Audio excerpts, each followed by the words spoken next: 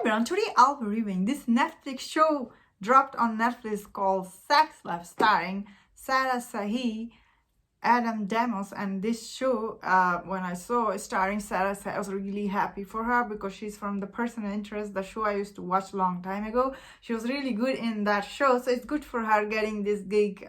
So what do I think about this show? So this review is going to be with spoiler because it's been a while this show came out. So I definitely thought this show brought very interesting idea here about Billy, who is mother of two child, and when she stays home with her newborn daughter, she wonders about her past life, where she used to go out and have, how it is. It shows you kind of like Sex in the City vibe type of life she had in the past.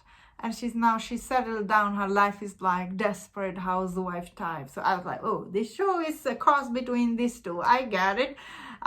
It definitely was interesting. First two episodes when she was wondering about her past and present life definitely brought very interesting story here about a suburb mom when she started wondering about her life.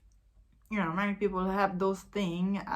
So this show creators are women. So when I watching this show, I could tell it was from their perspective of life.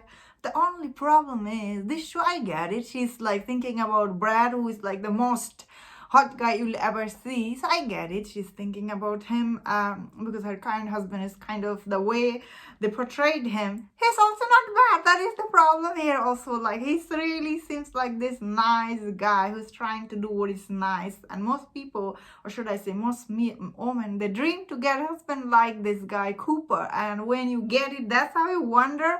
That's not real at all, honestly. Especially when you live in a house like that. So I thought that part of show is definitely very misleading. But I bet many women will eat it up because the way this show showed you, like, because honestly, most women, they don't dream about guy like Brad. Because the thing is, once you know in episode 7 why she broke up with him, Brad character, he's kind of jerk. And the way he threw her off from his apartment after that, how can anybody ever, with their clear mind, think about that guy? That is why I'm making this review, because that did not make any sense. No matter how good or whatever he is, doesn't matter. The way he treated her, it's not acceptable.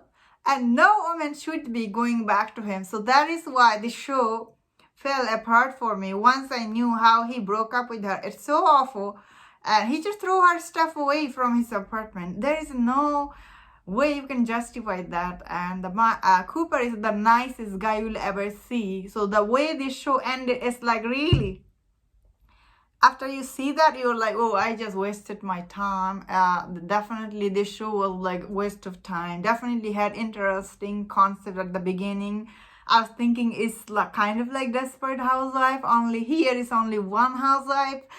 There's so many side other character. You were like, what the heck are they doing here? They have nothing to do with the story here, especially the best friend, even Sasha. She's like, that's how Netflix do their stuff. Like, they hired this black actress. She's just there to give you like, oh, there is like another black person in this show. She has zero storyline. Her storyline doesn't do anything. Even Cooper's storyline was going good. We don't explore his storyline either. This show just like doesn't explore anybody's storyline, and yet you have to spend so much your time with all this other character, especially Brad. Brad character is most like, I feel like you don't know anything. What was he doing in the present life? He just thinks about this puppy face with that. I was like, end of the show, I just wanted to punch him in his face, this Brad character. Although this guy, Adam Demos, still he was really good though. This Australian actor, I have seen him in other movies. Another Netflix movie I have seen him. So sad for him because his character, the way it was portrayed, his career, he's trying to go his next step his career. Unfortunately, this movie will not do that for him. So as I was saying, this show is definitely brings you this interesting, all these ideas, you wonder about what is outside of your beautiful marriage. What is it? Like 85% you're happy, but 15% you aren't. But unfortunately, the 15% you aren't happy for, that guy is jerk.